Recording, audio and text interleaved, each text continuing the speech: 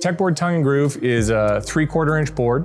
They typically come in 4x8 sheets and is easily applied to traditional flooring applications. One of the unique properties of the TechBoard that we use with the magnesium cements is its resistance to fire with a flame spread of 0. Its resistance to moisture, where it doesn't have any dimensional stability issues as it gets wet, and it's something that has a much lower carbon footprint than other cements.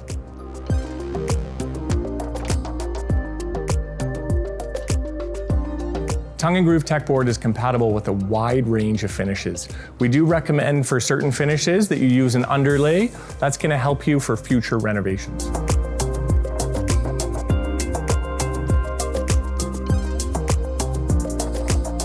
One of the things we're most proud of is the dimensional stability of this board. That's going to give you a much superior product on the longevity of the building. It's going to give you the ability to renovate sooner and to be able to renovate it with a higher quality finish. So what that means is that you're going to have less warping of material and a higher quality product once your building is occupied.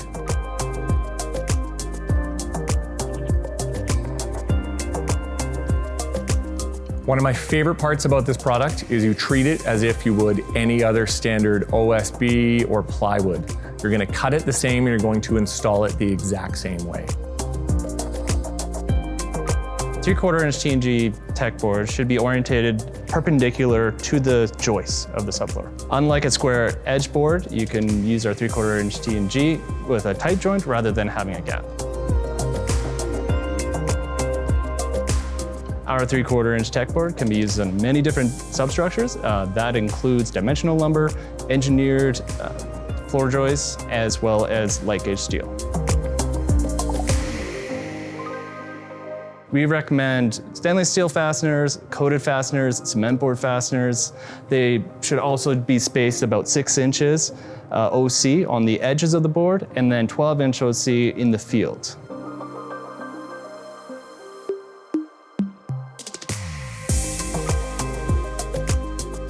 We recommend that you would actually keep the screws about 3/4 of an inch away from the edge of the board. That will just prevent any type of cracks or damage to the board. Our 3/4 inch TechBoard requires some prep work ahead of time. We use a subfloor adhesive on the joists before you lay down the board.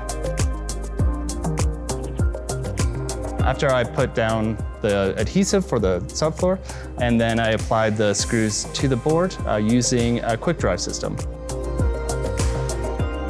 When you're laying down our 3/4 inch TechBoard, I would just make sure that it has enough bearing on the edges, and that may be about 2 inches of bearing, so you may have to add additional lumber to your joists.